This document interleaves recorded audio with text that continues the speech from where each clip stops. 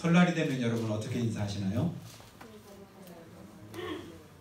우리나라는 설날도 인사하고 새해도 인사하고 새해 복 많이 받으라는 소리를 새해가 한 달이 지나서 또다시 우리가 또 인사를 하는데요. 자, 믿음의 복을 받읍시다. 이 시간에 인사하면 좋겠습니다. 같이 인사할 때 믿음의 복을 받읍시다. 믿음의 복을 받읍시다. 새해 복 받으라고 하기에는 한 달이나 지났습니다. 그래도 새해 복 받으시되 믿는 저 여러분은 믿음의 복을 덧입게 되기를 주님의 이름으로 축복합니다. 여러분 하나님 앞에 자신 있게 설 수 있는 분 혹시 계신가요? 주님 앞에 설 때 내가 그 앞에 설 자신이 있다. 속으로 한번 손 한번 들어보시죠. 주님이 오늘 나를 주님 앞에 부르신다면 난 어떤 모습으로 주님 앞에 서게 될까? 대통령 되는 게 결코 녹록하지 않다는 걸 절실하게 느껴집니다. 뭘 그렇게 드러낼 게 많고 끄집어낼 게 많은지 하다가 고등학교 때 일기장까지도 이렇게 공개하는 그런 시대가 된 것 같아요. 지금 나이들이 이제 60이 넘었고 50대 후반인데 고등학교 때 5, 60년 전에 50여 년, 그러니까 40년도 훨씬 더 된 그때 자기가 일기장에 뭐라고 썼나? 이거 가지고도 평가를 받는 시대라고 할 때 우리가 하나님 앞에서는 그보다 훨씬 더 구체적이고 훨씬 더 적나라하게 우리의 모습이 주님 앞에 드러나게 되지 않겠어요? 그래서 우리가 벌거벗은 모습으로 주님 앞에 서게 될 것을 성경은 그렇게 말씀을 합니다. 그래서 천국을 말씀하고 지옥을 말씀할 때 제가 어릴 때 들었던 지옥이 어떤 곳이냐? 지옥은 누가 가죠? 예수 안 믿는 자가 가고 죄 있는 자가 가는데, 근데 그 지옥을 저 어릴 때 이렇게 좀 쉽게 이렇게 설명을 해주시더라고요. 하나님이 지옥을 보내시는 게 아니라 자기 스스로 지옥에 가게 된다. 무엇 때문에요? 죄 때문에 가는데 죄가 드러날 때 우리는 부끄러움을 가지게 됩니다. 그 죄 앞에서 우리가 얼굴을 들지를 못합니다. 내 죄가 드러나니까 어떻게 하냐면 그 죄를 가리우는 거예요. 가리워도 가려지지 않으니까 죄를 숨기려고 뒤로 자꾸 이렇게 물러가다 보니까 어느 순간에 어디로 가요? 지옥으로 떨어지게 되더라. 죄는 그런 역할을 하게 된다. 무슨 역할이죠? 하나님에게서 멀어지게 만드는. 그래서 하나님께서 우리를 지옥 가게 하시는 것이 아니라 우리 스스로의 죄로 우리는 지옥을 가게 되는 겁니다. 그래서 다윗이 시편 32편 1절에서 이런 고백을 해요. 허물의 사함을 받고 자신의 죄가 가리워진 사람은 복이 있도다. 허물의 사함을 받고 자기 죄를 드러내지 않게 가려진 사람은 그 사람이 진짜 복이 있도다. 그런데 예수 믿고 구원받은 우리에게 하나님께서 이 은혜를 다 주신 줄로 믿으시기를 주님을 축복합니다. 여러분, 우리가 지은 모든 죄를 주님께서 성경에 보니까 다 뭐 하셨냐면 도말하셨대요. 없이 하셨답니다. 없는 것으로 주님이 여겨주시고 우리를 뭐하게 부르시는 거예요? 의롭다고 부르실 때 의로운 자는 누구예요? 죄인을 의롭다고 할 수 없잖아요. 지옥 갈 사람을 의로운 자라고 말할 수 없습니다. 근데 하나님은 우리를 의로운 자라고 말할 때 의로워서 의로운 게 아니에요. 의롭게 여겨주신다. 그렇게 불러주신다. 그래서 그걸 우리는 칭의라고 해요. 그렇게 그냥 부르는 것뿐이다. 의롭다고 하니까 내가 의로운 줄 아느냐? 아니에요. 죄인 중에 내가 괴수다. 바울이 그렇게 고백했으면 그럼 바울은 천국 못 갈게요? 내 죄가 드러나고 깨달아지고 하나님 앞에 서게 될 때 내 스스로의 고백은 뭐냐면 내가 죄인이요 뿐 아니라 나는 죄인 중에서 가장 으뜸인, 가장 괴수에 불과한 그런 사람이지만, 그런데 감사한 게 뭐냐면 하나님께서 이 모든 죄를 다 뭐 하셨대요? 가려주시고 도말해 주셨다. 그래서 은혜라고 합니다. 그래서 주님 앞에 설 때 우리가 어떻게 서요?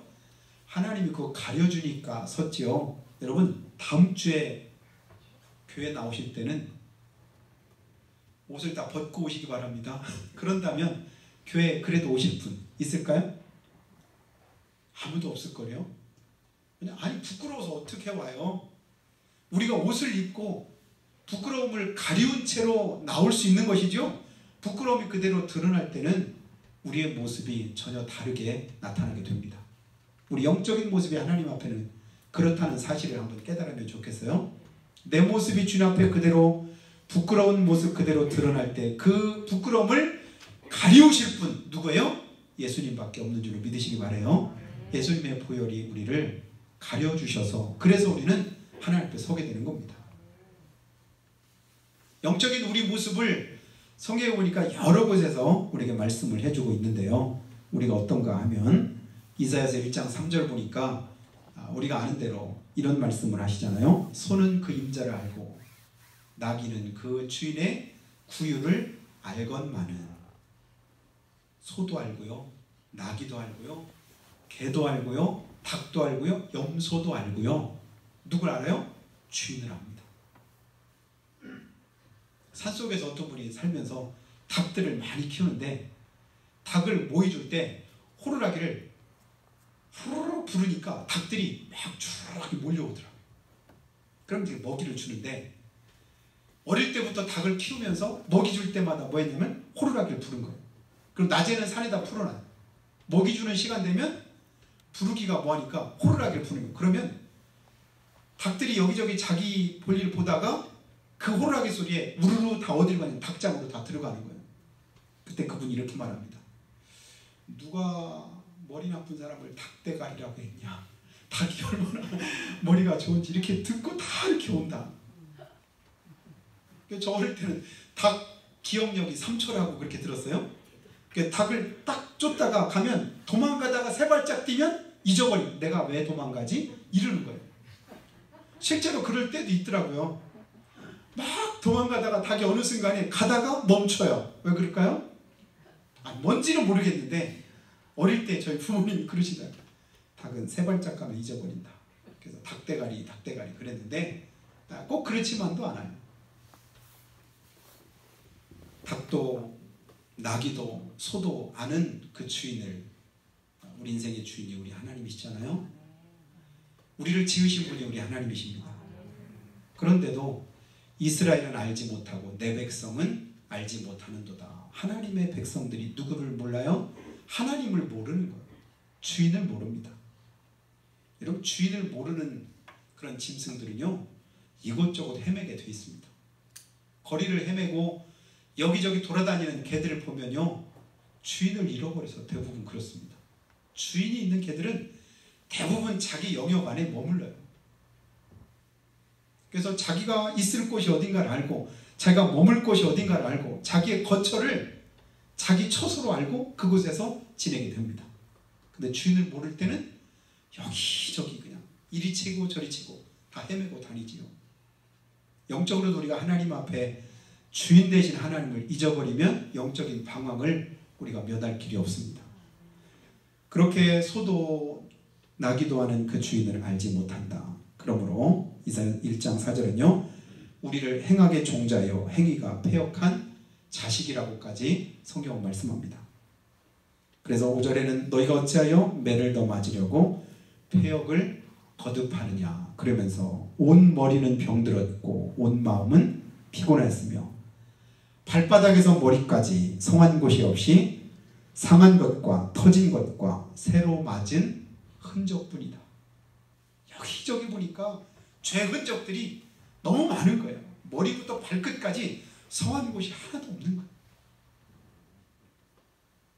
요즘에는 아이들을 워낙 이제 이렇게 귀하게 키우고 오냐오냐면 키우니까 별로 그렇지 않은데 예전에는 그냥 막 다 자기들끼리 뭐 굳은 거 뭐 다 하고 서로 싸우고 그러다 보니까 얼굴에 흉터가 굉장히 많았었던 거 여러분 기억하시나요?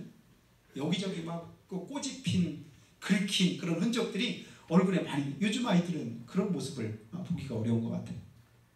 그러니까 하나님이 우리 영적인 삶의 모습을 보니까 성한 곳이 하나도 없더라. 그리고 예레미야 2장을 또 봤더니요 13절에 내 백성이 두 가지 악을 행했는데 곧 그들이 생수의 근원되는 나를 버린 것과 스스로 웅덩이를 판 것인데 그것은 물을 가두지 못하는 터진 웅덩이더라. 내 악이 너를 징계하겠고 내 반역이 너를 책망할 것이라. 내 하나님 여호와를 버림과 내 속에 하나님을 경외함이 없는 것이 악이요 고통인 줄 알아라.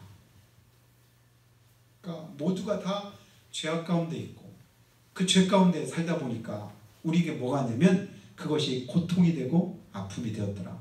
근데도 영적인 분별력이 없고요 깨달음이 없으면 그 이유를 잘 모릅니다. 그리고 여전히 헤매는 거예요. 그 죄로 말미암아 우리는 하나님께로부터 멀어지다 보니까 스스로 더 이제 힘들고 어려운 그런 이제 영적인 삶을 살게 되는데요. 그 죄는 반드시 뭐가 있냐면 징계가 있고 심판이 있지요. 그 죄로 말미암아 하나님 앞에 올 수 없고 가까이 갈 수 없는 우리들이 그런데도 오늘 이렇게 하나님 앞에 나와서 예배하고 주의 이름을 부르고 하나님을 가까이 함께 할 수 있는 것, 이것은 우리가 잘나서가 아니라 성경 말씀대로 보면요 하나님의 은혜다. 그래서 예레미야가 3장 22절 보니까 여호와의 자비와 긍휼이 무궁하심으로 우리가 진멸되지 않는다. 이 말을 다시 생각하면요 우리는 본래는 뭐 할 수밖에 없어요? 진멸될 수밖에 없는 죄인이라는 얘기예요. 또한 에베소서 2장 1절의 말씀처럼 너희 허물과 죄로 죽었다라고 할 때 죽어 마땅한 죄인이고 죽었던 우리의 영혼입니다. 그런데도 하나님이 긍휼과 자비가 무궁하시기 때문에 또 참으시고 또 견디시고 또 싸매주시고 또 치료하시고 또 새롭게 하시는 거예요. 이게 하나님의 은혜입니다. 그래서 하나님은 자녀를 때리다가도 또 그 상처를 어루만져 주시고 진노 중에도 긍휼을 잊지 않으십니다. 하나님이 그냥 금방 심판하시려고 이렇게 화가 머리끝까지 나셨다가도 금방에 뭐 하셔요? 그 속에서도 긍휼을 잊지 않으시는 거예요. 또 긍휼하심을, 또 사랑하심을, 또 은혜 베푸심을 주님께서 허락하시는 우리 하나님입니다. 이사야서 30장 26절 보면 여호와께서 자기 백성의 상처를 싸매시며 그들의 맞은 자리를 고치신다 이렇게 말씀해요. 맞은 상처를 싸매주시고 맞은 자리를 치료해 주시는 우리 하나님, 그 하나님이 바로 우리의 부모된 우리의 마음을 가지고 우리를 사랑하시는 그 하나님이신 것을 우리가 다시 한번 기억하게 됩니다. 자녀를 때리고 싶어서 때리는 부모는 없잖아요. 여러분 자기 자식이 미워가지고 때리는 부모 있나요? 병원 한번 가보셔야 됩니다. 뭔가 잘못됐습니다. 사랑하기 때문에 어쩔 수 없이 때려야 될 때도 있습니다. 그래서 아이들 어릴 때 대부분 회초리 안 하는 거 거기다가 사랑의 회초리 뭐 이렇게 써놓고 해보신 그런 경험들이 있는지도 모르겠어요. 사랑하니까 잘 되라고 어쩔 수 없이 회초리를 들 때도 있습니다. 때로는 심하게 때리고 그것 때문에 함께 마음 아파서 우는 부모의 마음, 바로 우리 주님의 마음이시죠. 상한 그곳에 약을 발라주시고 치료하시는 그런 우리 하나님, 부모의 마음을 가지고 우리의 영혼을 지금도 그렇게 싸매시고 치료하시기를 주님이 원하십니다. 여러분 창세기 6장에 보면 노아의 홍수 사건이 나오는데요. 노아가 살던 당시에 세상이 어땠냐면 죄로 관영했답니다. 죄로 꽉 차 있습니다. 사람들의 마음의 생각과 계획이 항상 뭐하냐면 악한 거예요. 생각하는 것도 악하고 계획을 세우는 것도 악하고 어쩜 그렇게 그 모든 것들이 하나님을 대적하는 하나님과 원수되는 그런 일들만을 행하는 거예요.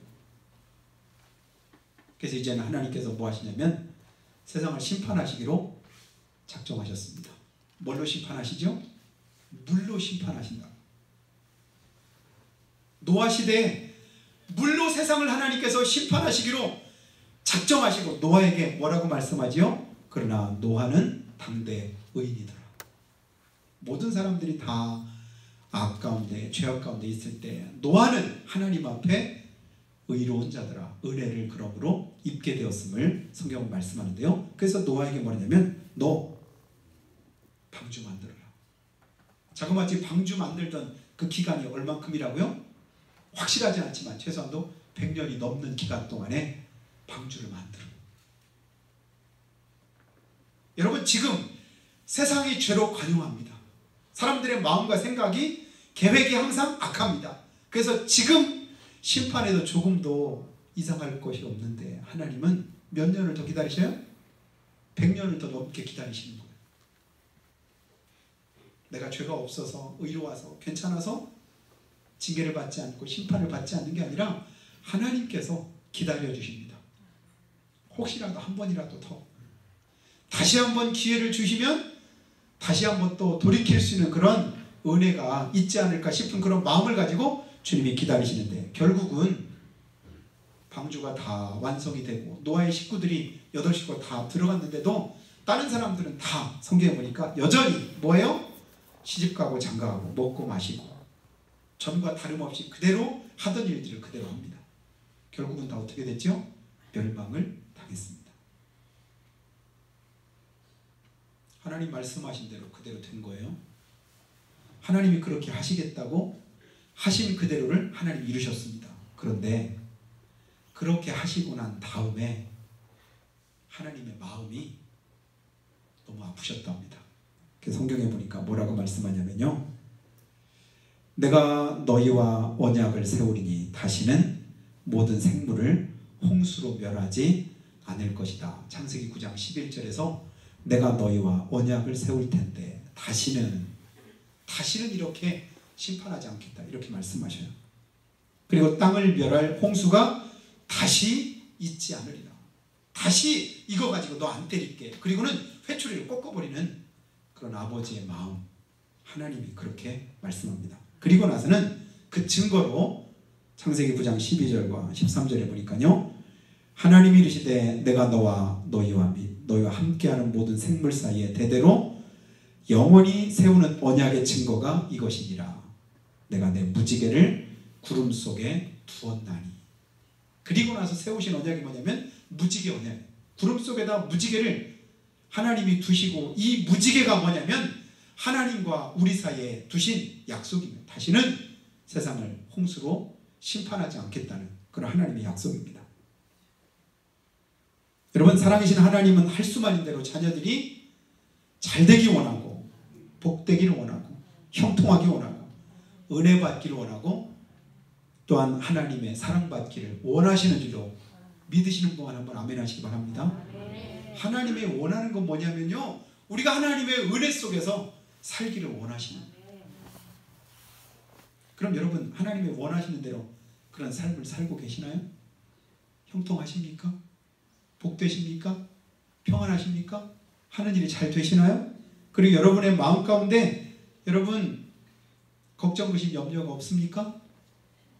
하나님은 그렇기를 원하시는데 우리는 그렇게 살지를 못합니다. 그러면 그 이유가 뭐 때문일까? 하나님의 말씀대로 살지 못하기 때문인 것을 우리 성경을 통해서 쉽게 해답을 얻을 수가 있습니다. 여러분 하나님 우리에게 약속하셔요. 말씀하십니다. 그리고 그 약속대로 행할 때 하나님이 이루실 일들도 우리에게 가르쳐 주십니다. 그래서 여호수아에게 하나님께서 여호수아 1장 8절과 9절에서 너는 오직 마음을 강하게 하고 담대히 하고 그리고 이 율법책을 내 입에서 떠나지 말게 하고 그 가운데 기록한 대로 다 지켜 행해라. 그리하면 네가 어디로 가든지 형통하고 그리고 네가 평탄할 것이다. 여러분 형통함과 평탄한 은혜 올해 이제 새롭게 맞는 설 이후에 저 여러분에게 함께하기를 주님의 축복합니다. 새해 복 많이 받으라고 할 때 그 복 안에 뭐가 있어요? 형통함과 평탄함 아니겠습니까? 하는 일 잘 되고 건강하고 평안하기 바란다 이렇게 덕담을 나누잖아요. 근데 그게 그냥 이루어지는 게 아니라 어떻게 이루어진대요? 하나님의 말씀 안에 거할 때 이 율법책을 내 입에 두고 그 가운데 기록한 대로 다 지키면 하나님이 그 복은 하나님께서 주신답니다. 복은 누가 주시는 거예요? 내가 바란다고 내가 원한다고 내가 찾는다고 그렇게 내 것이 되는 것이 아니라 하나님이 주시고 허락하실 때 내 것이 되는 줄로 믿습니다. 복되신 하나님께서 그 은혜를 우리에게 주실 때 약속하신 대로 들으라고 말씀을 하고 계십니다. 그런데 하나님이 그렇게 말씀하는데도요, 오늘 이제 본문으로 들어옵니다. 스가랴 8장 앞에 몇 장 있을까요? 7장 있죠. 7장 11절 보니까요, 이런 말씀이 있습니다. 그들이 듣기를 싫어하며 등을 돌리며 듣지 아니하려고 귀를 막으며. 여러분, 하나님이 말씀하실 때 그 말씀을 듣고 순종하고 행하면 우리가 복을 받는데, 그런데 하나님이 말씀하시는데 어떻게 하냐면 듣기가 싫은 거예요. 그래서 등을 돌렸습니다. 그리고 듣지 않으려고 들리는데 뭘 가고 귀를 막는 거예요. 스데반 집사님이 복음의 말씀을 증거할 때 사람들이 막 이를 갈잖아요. 사람들이 분개하잖아요. 그 말씀을 안 들으려고. 그리고 결국은 그 말씀 안 듣고 복음을 전하는 스데반 집사님을 돌을 들어서 쳐서 죽입니다. 이렇게 사람들이 악한 거예요. 그리고 7장 12절에도 그 마음을 금강석 같게 하여. 금강석이 뭐예요? 여러분 좋아하는 다이아몬드입니다. 모든 광물 가운데 가장 강한 게 뭐예요? 다이아몬드가 가장 강해요. 그래서 쇠를 뭘로 자르냐면 다이아몬드로 쇠를 절단을 하는 거예요.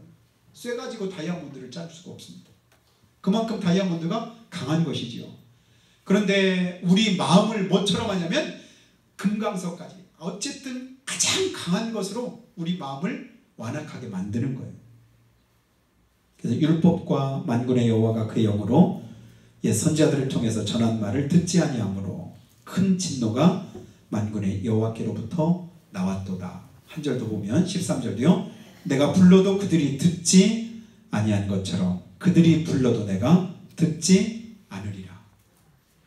계속해서 듣기 싫어하고 듣지 않으려고 귀를 막고 마음을 강팍하게 하고 금강석같이 강하게 하고 불러서 듣지 않으니 결국 이 사람들에게 임하게 될 하나님의 역사는 뭐가 있을까요? 은혜가 임하겠습니까? 복이 임할까요? 형통함이 있겠습니까? 평탄함이 그들 앞에 펼쳐지겠어요? 그럴 리가 없잖아요. 그러다 보니까 7장 14절에는 하나님이 그들을 바람으로 불어 알지 못하던 여러 나라에 흩으셨도다. 바람으로 불어서 그들을 흩으셨도다. 흩으셨도다. 그럼에도 우리 하나님은 사랑이십니다. 그럼에도 우리 하나님은 우리를 귀히 여기시는 것을 믿으시기를 주님의 이름으로 축복합니다. 그 하나님께서 오늘 말씀 8장 7절 한번 앞에 있는 거 보시죠.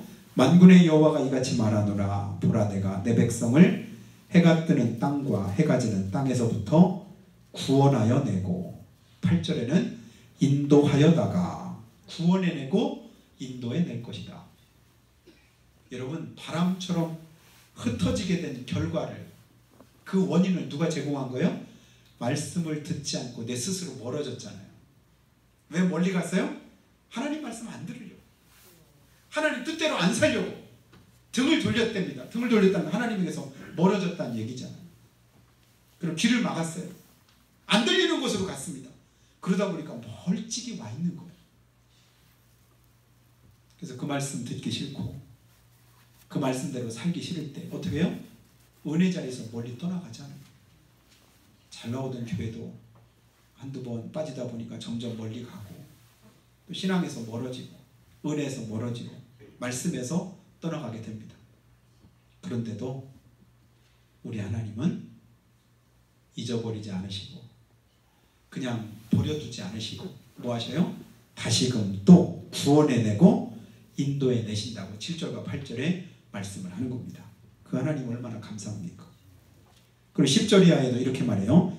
이날 전에는 사람도 삭슬 얻지 못하였고 짐승도 삭슬 받지 못하였으며 사람이 원수로 말미암아 평안히 출입을 하지 못하였으나 내가 모든 사람을 서로 풀어주게 하였느니라.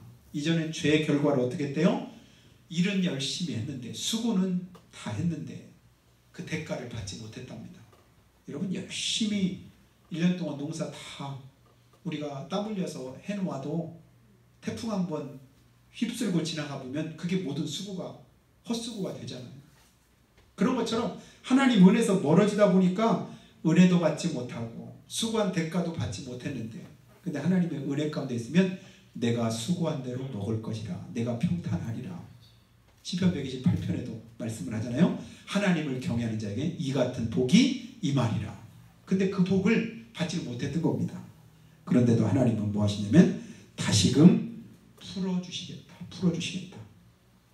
그래서 평강의 씨앗을 얻을 것이고 열매를 맺을 것이고 땅은 산물을 내고 하늘은 이슬을 내리게 해서 이 모든 것을 누리게 하시고 복이 되게 하시겠다 하는 그 약속을 주시면서, 그리고 오늘 말씀으로 이어지는 겁니다. 그래서 뭐라고 말씀하시냐면 이제 내가 다시, 뭐라고 말씀해요? 14절 한번 보겠습니다. 만군의 여호와가 이같이 말하노라. 너희 조상들이 나를 경노하게 하였을 때 내가 그들에게 재앙을 내리기로 뜻하고 뉘우치지 않았으나. 그럼 15절을 같이 한번 읽습니다. 시작. 이제 내가 다시 예루살렘과 유다 족속에게 은혜를 베풀기로 뜻하였나니 너희는 두려워하지 말지니라. 아멘. 여러분, 이 말씀을 붙잡으시고 설날을 맞으시기를 주님의 축복합니다. 이제 내가 다시 올해 새해 맞을 때 여러분 새로운 그런 다짐하셨죠? 결단하셨죠? 그리고 오늘 30일인데 30일 동안은 그래도 잘 지키셨지 않습니까? 아멘. 그런 분이 꽤 계시는군요. 작심 3일이 아니라 그래도 작심 30일 된다면 대단한 거죠. 근데 그렇게 하기가 참 쉽지 않은 것 같아요. 근데 하나님은 우리에게 구정 설날을 주셔서 설날에 그래도 다시 한번 한 달 조금 더 지나서 다시 또 결심하고 다짐할 수 있는 기회를 하나님이 또 주신 것 같아요. 이제 내가 다시 이 말이 뭐예요? 내가 고대하고 기다린 바를 이제 어떤 일이 새롭게 전환점을 이룰 수 있도록, 우리가 조금 어려운 말 터닝 포인트라는 말을 이렇게 영어로 하게 되는데요. 어디를 가다 보니까 이게 아닌 거야. 그래서 다시 뭔가 이제 우리가 이제 어떤 이제 삶의 전환점을 가져오는 것, 그것을 성경적으로는 우리 회개라고 부릅니다. 내가 이렇게 살면 안 되지, 이렇게 행하면 안 되지, 하나님 말씀대로 살아야지, 하나님 뜻대로 행해야지, 가던 길을 돌이켜서 하나님께로 다시금 가까이 나오는 그런 돌이키는 은혜를 주님이 주시기를 주님의 축복합니다. 이제 내가 다시 예루살렘과 유다 족속에게 은혜 베풀기로 뜻하였다. 예루살렘과 유다 족속뿐만 아니라 오늘 우리 금마교회 사는 성도님들에게, 여러분의 가정에, 여러분의 산업에 이 은혜를 주시기를 주님의 이름으로 축복합니다. 또한 이사야 43장 19절 말씀에도 보면요, 보라 내가 새 일을 행하리니 이제 나타낼 것이라. 이제라는 말이 거기에 또 나옵니다. 내가 너를 보배롭고 존귀하게 여기리라 하는 말씀도 줍니다. 요한복음 16장 24절에는 지금까지는 너희가 내 이름으로 아무것도 구하지 않았으나 이제는 구해라, 그리하면 받으리니 너희 기쁨이 충만하리라. 여러분, 이제는 구하시기 바랍니다. 찾으시기 바랍니다. 주의 이름을 부르시기 바랍니다. 주님 앞에 기도하시기 바라요. 이제 내가 다시 은혜 주기 원한다. 그 은혜 받을 여러분 준비를 우리가 해야 하나님의 은혜를 받잖아요. 내가 은혜 베풀 자에게 은혜를 베풀고 긍휼히 여길 자를 내가 긍휼히 여긴다라고 할 때, 근데 행악의 종자요, 나기도 알고 소도하는 그 주님을 모른 채 하고 등을 돌리고 귀를 막고, 그러면 하나님이 어떻게 은혜 주시겠습니까? 은혜 주고 싶으셔서 오늘도 부르고 계시는데 우리 자꾸 멀리만 가려고 해요. 그 소리를 들어야 되는데 그 소리를 듣지 않으려고 합니다. 내 말이 불 같지 않더냐, 내 말이 반석을 깨뜨리는 방망이 같지 않더냐. 그래서 불같은 하나님의 말씀이 더럽고 추한 것들을 드러나게 하시고 다 태워 없애기 원하시는데 꽁꽁 싸매고 있는 거예요. 완악한 내 심령을 깨뜨려서 내가 이제는 하나님의 말씀에 기경을 받아서 그 말씀이 들려질 때 옥토 같은 마음밭으로 받아 하나님 은혜 가운데 거하기를 주님은 원하시는데, 여전히 그 말씀의 방망이를 힘겨워요. 아프다고만 하는 거예요. 맞기 싫다는 거예요. 근데 훌륭했던 그런 이제 성인들을 보면 어릴 때부터 부모에게 엄마 회초리를 맞으면서 컸는데 나중에 부모님 연세가 많으셔서 자기 회초리로 종아리를 때리는데 울었다고 하잖아요. 왜 울었다고 해요? 맞는 게 억울해서 울었습니까? 나이 들어서 마르니까 창피해서 울었을까요? 그게 아니라 우리 어머니가 젊을 때는 힘있게 때리셨는데 이제 맞아도 별로 안 아픈 거 보니까 우리 어머니가 힘이 많이 떨어지셨구나. 그래서 엄마의 그 약해진 그 모습을 생각하면서 울었다고 하잖아요. 여러분, 하나님의 애통한 그 마음을 우리가 알 수 있게 되기를 주님이 축복합니다. 주님이 나 때문에 얼마나 아파하실까. 어느 때요? 하나님께서 멀어질 때, 은혜에서 멀어질 때, 하나님의 말씀을 붙잡지 않고 내 생각대로 행할 때, 이제는 뒤에 거 잊어버리고 십자가 지신 주님만 바라보시기를 주님의 축원합니다. 주님 바라보면 주님이 도와주셔요. 붙들어 주십니다. 행악의 종자처럼 우리가 온 머리부터 발끝까지 다 터진 곳, 상한 곳, 성한 곳이 하나도 없는 그때에도 하나님은 은혜를 베푸시려고 하는데 우리가 아직 그 정도는 아니잖아요. 이제 내가 다시 너에게 은혜 주기를 원한다. 주님은 우리에게 이렇게 말씀합니다. 이사야서 44장 21절과 22절 보니까요. 야곱아 이스라엘아 이 일을 기억해라. 너는 내 종이니라. 내가 너를 지었으니 너는 내 종이니라. 이스라엘아 너는 나의 이즘이 되지 아니하리라. 하나님의 이즘이 되지 않으리라. 누구를요? 하나님의 자녀들을 하나님이 잊지 않으신답니다. 그리고 이사야서 43장에도요. 야곱아 너를 창조하신 여호와께서 이제 말씀하시느니라. 이스라엘아 너를 조성하신 자가 이제 말씀하시느니라. 이제 말씀하시잖아. 이제 주님께서 또 말씀하시잖아. 이제 지금까지는 말씀 안 하셨거든요. 지금도 계속 말씀하셨는데 우리가 안 들은 거예요. 못 들은 거예요. 근데 하나님이 또 말씀하셔. 여러분 작년에는 설날이 없었나요? 10년 전에 없었나요? 해마다 한 번씩 설날은 돌아오잖아요. 그때마다 우리가 마음을 다잡고 새롭게 하는데 그때 그럼에도 우리 여전히 연약하고 부족할 때가 있습니다. 그런 우리를 향해서 주님은 이제 다시금 말씀하면서 환난 날이 날 부르라. 내가 너를 건지리니 내가 널 영화롭게 하리라 하는 약속의 말씀도 우리에게 주십니다. 그 하나님 앞에 여러분 가까이 다가서기를 주님은 축원합니다. 이제 내가 다시 예루살렘과 유다족 속에 은혜를 베풀 길로 뜻하였다. 그러면서 그 다음 16절 한번 봅니다. 너희가 행할 일은 이러하니라. 하나님이 이제 은혜 베푸신다고 하는데 그러면 우리가 어떻게 해야 될까? 행할 일이 이러하니라. 너는 이웃과 더불어 진리를 말하고 너희 성문에서 진실하고 화평한 재판을 베풀고 마음에 서로 해하기를 도모하지 말며 거짓 맹세를 좋아하지 말라. 이 모든 일은 내가 미워하는 것이니라. 한마디로 말하면 뭐예요? 하나님이 미워하시는 것은 믿음 밖의 일입니다. 하나님이 기뻐하시는 것은 무엇이죠? 믿음의 삶이거든요. 믿음 없이는 기쁘시게 못하나니. 다시 말하면 지금까지 행하던 사람, 믿음과 상관없이 살았던 모든 것을 다 뭐하라는 거예요? 청산해라. 이거 다 내가 미워하는 거다. 기뻐하지 않는 것이다. 그럼 주님이 기뻐하시는 삶으로 우리가 돌아야 될 텐데 그게 뭐예요? 믿음의 삶입니다. 주님께로 돌아오시면 가까이 오면 이제 다시 베푸시는 하나님의 은혜가 저 여러분에게 함께할 줄로 믿습니다. 이번 한 주간 은혜 덧입는 저 여러분 다 되어서 승리하시는 귀한 축복이 있기를 예수님의 이름으로 축원합니다. 그래서 한번 기도할 때요. 사랑하신 여러분, 하나님에게서 혹시 멀리 떠나 계신 분 안 계신가요? 등을 돌리고 계신 분 안 계십니까? 주님을 애타게 부르고 계시는데 귀를 막고 듣지 않으시는 분 안 계십니까? 주님 오늘도 우리에게 이렇게 말씀합니다. 악인은 그 길을, 불의한 자는 그 생각을 버리고 하나님께 나오라고 말씀합니다. 그러면 그가 긍휼히 여기실 것이라고 우리를 초청하고 계십니다. 또한 그가 널리 용서하신다고 약속하셨습니다. 이사야서 55장 7절 보니까 회개하지 않으면 이 성이 멸망한다. 하나님께서 이 사실을 저에게 전하라고 이곳에 보내셨으니 빨리 회개하라고 주님은 우리에게 말씀을 합니다. 우리가 연약해서 부족해서 허물이 많아서 그것은 문제가 되지 않습니다. 주님은 그럼에도 우리를 사랑하시고 그 크신 사랑으로 우리를 덧입게 도우시기를 원하십니다.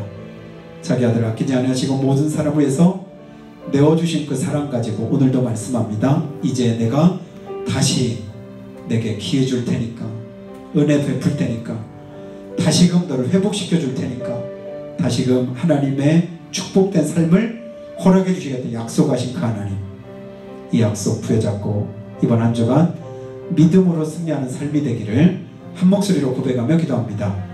걸어가시고 자비하신 우리 아버지 하나님, 은혜와 사랑을 참으로 감사합니다. 주님 앞에 허물지고 죄악된 우리의 삶이었는데 우리 하나님 용서하시고 새롭게 하시니 감사합니다. 주님 앞에 엎드립니다. 주여 도우시옵소서. 은혜를